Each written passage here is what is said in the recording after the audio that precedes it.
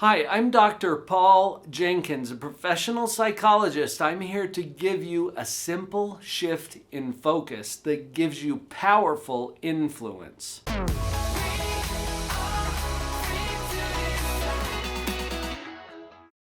You've probably already noticed that you don't have a lot of control in every situation or interaction, but there's a powerful alternative. I'm going to share with you a model that I've created to help you understand how to get into the influence quadrant. Let's start with a concept that I call metacognition. Metacognition is just a fancy psychological term that when you break it down, cognition means thinking. Metacognition is a higher level. It's thinking about thinking. Do you notice that you can do this? And be careful with it because you can kind of hurt yourself if you're not careful. The ability to think about our own thinking is something that sets us apart from all other species. And it puts us in a powerful position to understand the model that I'm about to share with you. As you think about your thinking, notice that your focus is in a particular place. And that matters because what we focus on, we feel. What we think about comes about. So notice that your focus is in a particular place. Let's talk about some of the options. So for example, how I feel versus how you feel. I've put this in first person so that you can own it, all right? So when you see I, in the visuals that I'm sharing here, it's you, okay? And the you that you see is the person that you're interacting with. First person, own it. Is my focus on how I feel or is my focus on how you feel? Now, set aside the feelings for just a minute. Let's look at the content of our focus. Is it about me or is it about you? That's pretty simple. Am I personalizing this? Is this all about me, or am I able to get outside of that and put my focus on you? This is about you in this moment. When we overlay these two dimensions, we get this nice quadrant system, and you'll notice that the colors are blending very conveniently. That will give us a way to talk about these four quadrants. And because the visuals, at least to me, are so important, I'm a very visual learner, I've put together a visual for you to keep so that you can print out and have a reference for it. Just go to the URL that's on the screen right now, drpauljenkins.com/influence. I'll send you a color PDF version of this with a little summary on it so that you can remember what we talked about here today and you can refer back to it. Let's look at these four quadrants and what we've just set up. And we'll take these one at a time so that we can put a little bit of emphasis into what the impact is in each of these quadrants.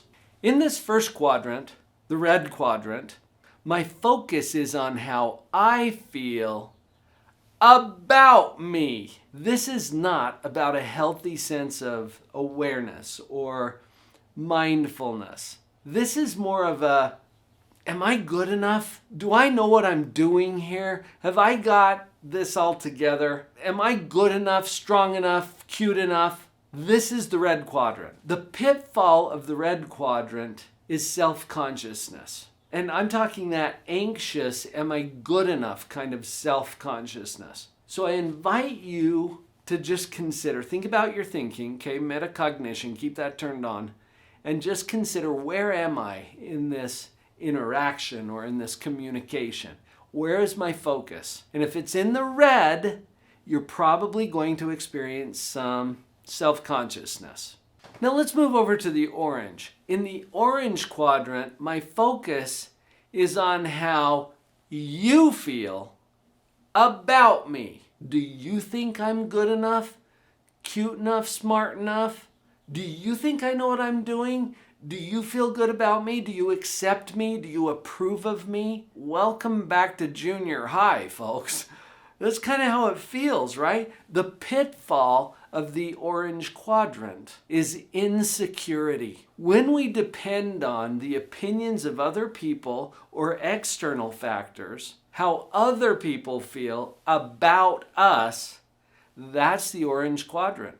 and it usually results in some form of insecurity. Whether it's red or orange, we run into the same problem: anxiety. In fact, as a clinical psychologist, I can tell you very definitively that anxiety is typically driven by self-focus. This is even true, incidentally, if it's positive. Now, the reason for that is because of the focus. It's not necessarily the content of the focus. If my focus is about me, I am very susceptible to anxiety. And you'll probably see this as well. It's either that red, anxious, oh, am I good enough kind of self-consciousness, or it's the orange, oh, do other people approve of me, kind of the externalized validation, which causes the insecurity. Either way, it's anxiety. I remember several years ago when my daughter was doing some volunteer missionary service, and she was experiencing some anxiety. She was living out of state at the time and getting involved in things that she wasn't used to doing, but that was stretching her a little bit. And this anxiety was kind of kicking her trash a little bit. She figured this out, and I still remember when she wrote home, she said, "Dad, I've figured it out." "Tell me, I would love to know." She said, "Every time I feel anxiety, it's because I'm focused on me. When I forget about myself and just go to work serving these people, I don't feel anxious anymore." Wow. I thought that was brilliant, and it's spot on with everything that I know about psychology. So let's just not have it be about us for a minute. Let's go to that purple quadrant next. Now my focus is on how I feel about you. Do I like you? Do I approve of you? Do I think you know what you're doing? Do I like your choices? Parents get into this quadrant all the time because our focus as parents is often about how we feel about our children and their choices. That's how I feel about you. Do you see that? That's the purple. Now, the pitfall of the purple quadrant is criticism, even if it's positive. Check that out for a minute. What if I pat you on the head and I'm like, "Oh, I approve of you"? What gives me the authority to approve of you? Do you see how that puts me here and you here? And it still feels critical. It still feels judgmental. It's even more obvious when it's negative. "I don't think you know what you're doing." See, that's purple too. Whether it's red or purple, we have the same problem: judgment. Either that anxious self-judgment of the red quadrant, or we're getting into that critical judging others that's characteristic of the purple. Either way, we got a problem. So how do you like your choices so far? Red, orange, purple, they all have some really predictable pitfalls, but we've got one more option. Let's go green. Now in the green quadrant, my focus is no longer about me. How I feel is only secondary. My focus is on how you feel about you. Now connect with that for a minute, just energetically. How does that feel? We get away from the anxiety of the red and the orange, and from the judgment of the red and the purple, into a place where it's not about me. How I feel, that can be set aside for just a minute. My interest is in how you feel about yourself. Now, I have titled this the influence quadrant. Looking at all of these together, notice that we've got a choice in where our focus is. Is this about me or is it about you? Is this how I feel or is this how you feel? And when we can combine those in that green quadrant, that's when we have influence. Don't worry about trying to jot all this down or remember it. Just go get the model, okay? drpauljenkins.com/influence, and I'll send you a copy. I'm not going to charge you anything for that. That's a service for you as you're engaging with this idea. Now, I have to tell you something about the influence quadrant. Two things start to happen when you go green. When you get into the influence quadrant, two things happen. People will love you. When you go green, people will be naturally drawn to you. They'll want to be around you and hang out with you. But if you do it for that purpose, it's not green, it's orange. Think about it. If my focus is on how you feel about me, if it's important for me that you like me, that you approve of me, that you want to be around me, that's orange. That's not green. When you are truly in green and your focus is on how others feel about themselves, they will be drawn to you. They will like you. They will want to hang around with you. We just can't do it for that purpose or it's not green. The other thing that happens is the promise of this video.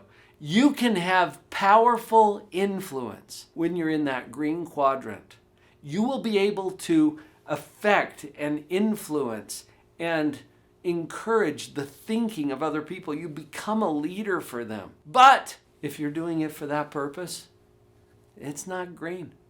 It's purple. Think about it. If I'm in this because of how I feel about you needing my influence, well, that's purple. You will have influence when your focus is truly on how others feel about themselves. That's the paradox of the influence quadrant.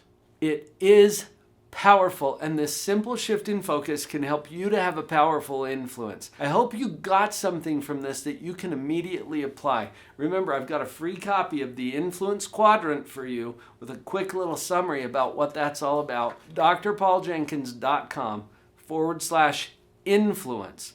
I'll send it right over to you.